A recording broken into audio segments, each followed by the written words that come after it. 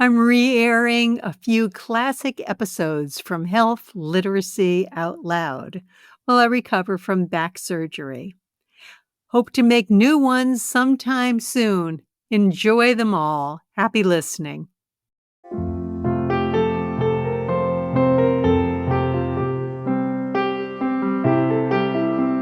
Welcome to Health Literacy Out Loud. I'm Helen Osborne, President of Health Literacy Consulting, founder of Health Literacy Month, and author of the book Health Literacy from A to Z. I also produce and host this podcast series, Health Literacy Out Loud. Today's guest is Rear Admiral Paul Reed, who is the United States Deputy Assistant Secretary for Health, the Director of the Office of Disease Prevention and Health Promotion. He also is a pediatrician and a senior U.S. Public Health Service Officer. His primary responsibility is to advise the Assistant Secretary for Health on disease prevention and health promotion programs and policies. Additionally, Paul Reed provides direction and oversight for national health initiatives such as Healthy People 2030, the Dietary Guidelines for Americans, the Physical Activity Guidelines for Americans, and the President's Council on Sports, Fitness, and Nutrition. He also is a champion of health literacy and has written several blogs on the topic. Welcome to Health Literacy Out Loud. Thank you, Helen. It's a pleasure to be here. I very much appreciate the opportunity to talk with you today. Well, that's certainly likewise on my end. As you and I were getting ready for this podcast, we had some conversations about what do we mean by the term health? And you said that it's really important to consider health in context of people's lives. Tell us more. Health in context of people's lives. Well, I think at the center of the way I look at all this, and I've been looking at health from a number of different angles for many years now, I've come to take the position that we find health individually for ourselves and for our loved ones in the environments where we live. As the social determinants of health framework would suggest, or offers as a way of thinking about it, framing it, it's where we live, where we work, play, where we're born and where we grow and where we age. Mm-hmm. I believe that to be firmly true. Counter to that, or perhaps misaligned with that theory, is the idea that the healthcare system that we traditionally think of is where we need to go to get healthy. But I would argue that that's where we go to get better, that we don't necessarily have a healthcare system that's designed to encourage health and be healthy, but we certainly have an ideal healthcare system to treat us when we are unhealthy and diseased. And certainly that's been a part of your life for many years. You were a practicing physician there, you're a pediatrician. Yep. I have a clinical background too, but we only see people when they're not at their best, when they're not feeling well, when they're ill. Well, generally so, but I think there's a good portion of primary care. Certainly it's true for primary pediatric care that we take care of children growing up mm-hmm. in a preventive medicine model. Mm-hmm. But if you think about it, even that preventive medicine model is one that's disease-centric. I mean, we're preventing something, right? As opposed to health promoting. And health promotion, in my mind, goes far beyond the traditional framework or models of disease prevention. Even in a very holistic primary care setting, there's only so much that a clinical environment can do for patients and for families that touches on those core aspects of their lives that influence their health, such as education and good nutrition and adequate housing. Those things are outside the realm of control of the traditional healthcare system. I know that in this day and age, we actually are moving through some models in healthcare that are supposed to expand on our ability as clinicians in clinical settings to coordinate and work with our patients to help benefit those social determinants of health. But ultimately, I feel that's an inordinate challenge for the healthcare system, which is already overly burdened in its disease care, to actually help and really influence those kinds of changes that are meaningful in people's lives where they live. I'm also thinking of the time proportion for the amount of time a patient is with a provider. I'm putting that in a medical sense. For most people, that's a very tiny little fraction of their lives. When you talk about the environment in which we work and play and live and age, that's what happens all the other times of our lives. Yeah, there's a model that was used by several of my mentors in years past called the life space or the right space. And what that model was meant to represent is the sum total on average in the number of minutes or hours that an individual encounters the healthcare system. And that can be everything from being in the operating room, having surgery, to meeting with your pharmacist and picking up a prescription, or meeting with your primary care provider in a clinical setting, and everything else.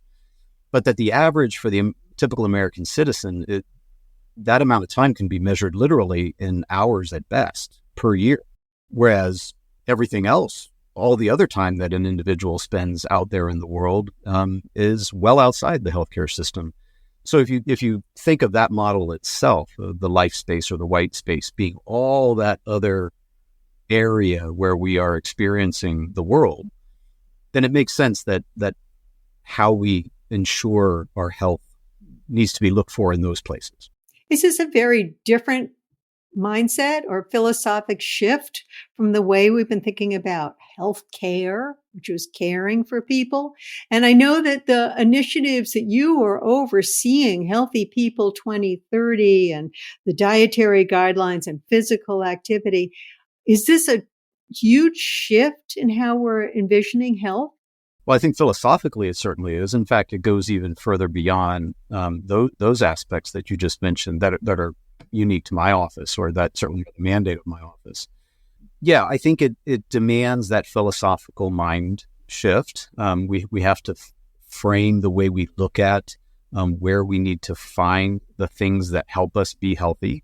Nutrition is probably one of the best examples. It's certainly one of the best examples of social determinants that's getting the most attention these days. But nutrition is just one aspect of our lives. If you want to entertain how much time we spend engaged with eating and the procurement of food, it's again only a percentage of our life. A bigger percentage than the amount of time we're at a doctor's appointment. That is Probably. For sure, yes. Can I ask you a question? You've used the term several times out there about social determinants of health. Mm-hmm. Could you explain that a little bit and maybe expand on how that fits in with this greater philosophy of health and context to people's lives? Sure. There's a legacy of the framework of the social determinants of health that's been around for decades now. And we employ it through the Healthy People Initiative overtly. Healthy People is very much built around the social determinants of health framework. And there is much about it that resonates with the philosophy I'm talking about. However, there's also this other aspect to the legacy of how social determinants of health as a framework has been employed in the health systems, in public health system in particular. And now, as we are entertaining it more often in the clinical healthcare system.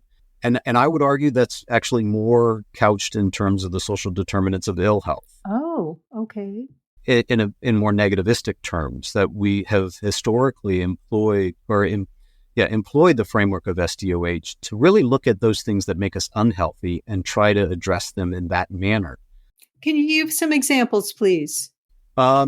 Housing is probably one of the best ones, or one of the worst ones, depending on how you want to look at that. We know that the living conditions that people have, both inside their homes and or in and around their homes, is a great determinant of how healthy they are able to be.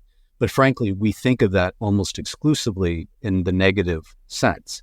We talk about those aspects of a person's home that contribute to their asthma, that exacerbate their underlying health conditions otherwise, such as chronic obstructive pulmonary disease, and how a home environment can exacerbate that condition, as just a couple of examples.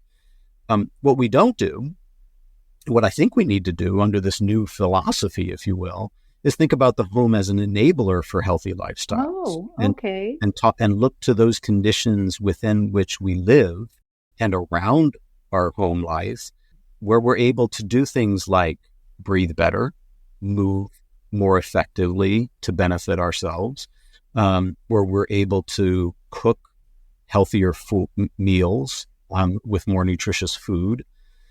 Those are positive qualities. And I would argue that those are true social determinants of health. And there's actually a more expansive model that's now being adopted.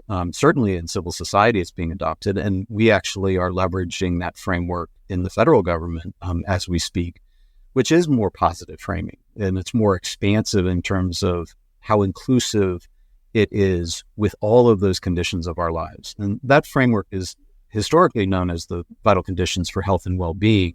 Vital conditions for health and well-being. Mm-hmm. But more contemporarily, particularly outside of government, that framework is now being referred to as the vital conditions for well-being and justice, to be even all the more inclusive of those various aspects of our lives which influence our health and have the potential to favorably influence our health.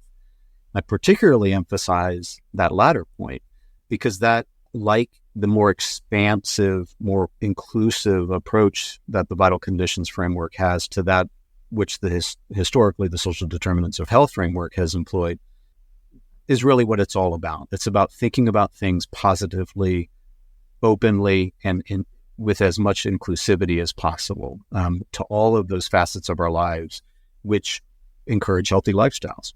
Or I should also say enable them, not just encourage them, but actually enable us to be healthier. I've been blessed, and I would venture to guess that you too have been blessed in your life circumstances to have the ability to lead a healthier life, being able to afford good nutrition, having access to good nutrition, being able to go out and walk in the environment around your home, things that many of us take for granted. Right. But many of us in this country have really no access to.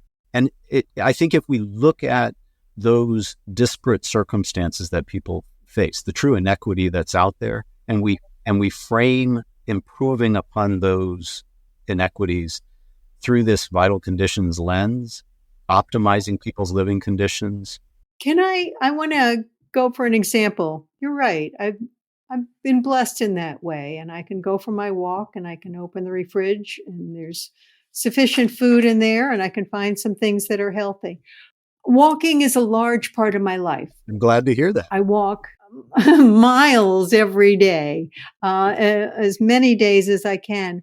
How would you turn it into a positive for someone who perhaps does not feel safe walking outside, may not have sidewalks, or for other life circumstances, disability or time, may not be able to go for that walk? How would you flip that and turn that into more of a positive?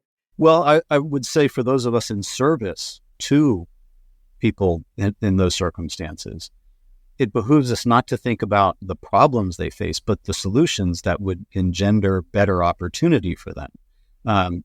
And rather than describing the issues that they face in a negative light, why not describe what needs to be done in a positive framing, such that they then gain those opportunities. They have the enabling environments instead of the disabling environment.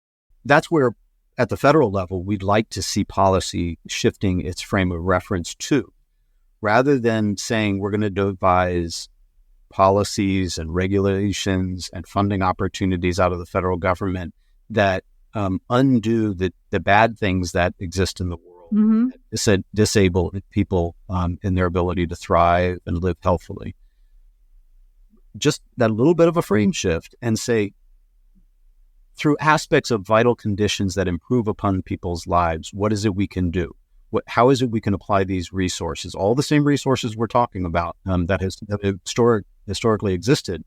How can we turn them around to enable, to improve, to gain those positive characteristics of people's environments and lives? It sounds subtle, but it's not. It's actually rather profound when you think about it, especially if you spend any amount of time working in federal government. Well, I want to hear about what the federal government is doing, making a big difference. But again, making this more local, in my town, we've had a group of volunteers and people living nearby who've turned our rails into trails. Yes. And it's a very accessible walk. And in fact, I was there just this week, and people are going on walking, in wheelchairs, baby strollers, all kinds of ways. There was even an initiative that came that set up making bicycling happen for people, Sure, whatever they brought to it. They wanted to make this possible for people to go biking in some semblance on our local rail trail. Is that what you're talking about? yes, exactly what I'm talking about. It's what we can do, not what we are inhibited from doing.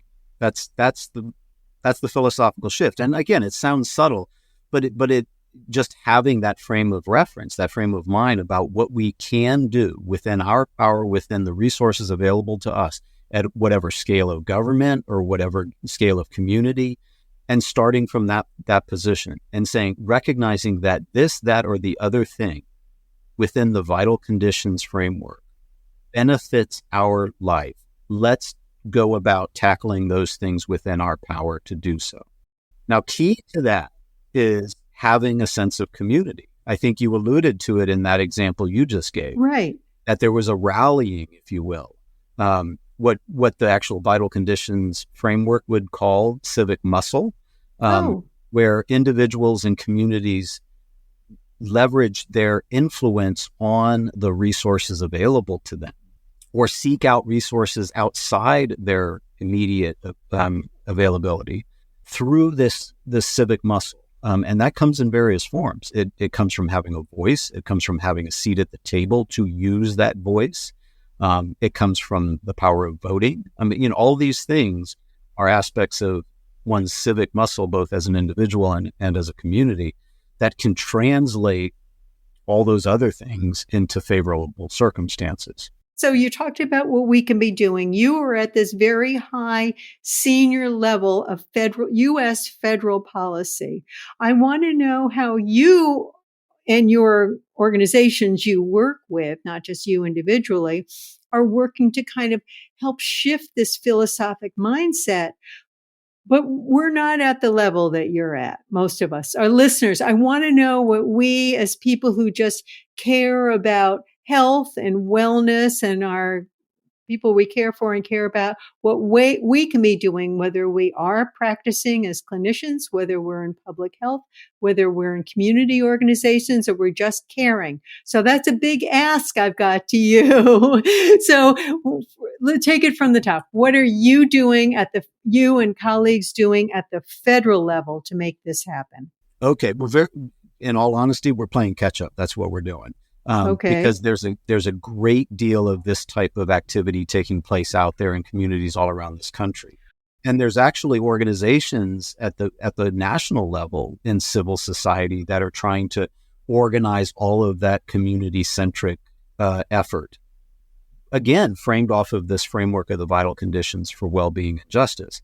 The federal government is playing catch up to that way of speaking about things, understanding needs of individuals and communities better, but doing so within the organization of the federal government.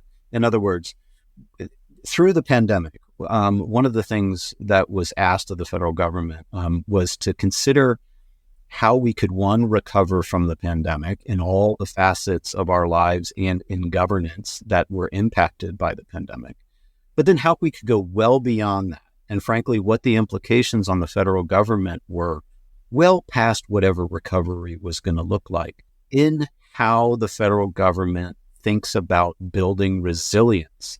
And it was that ask through the early phases of response to the pandemic and through the latter phases of recovery through the pandemic that the dialogue around resilience building as a key quality of federal government's responsibilities.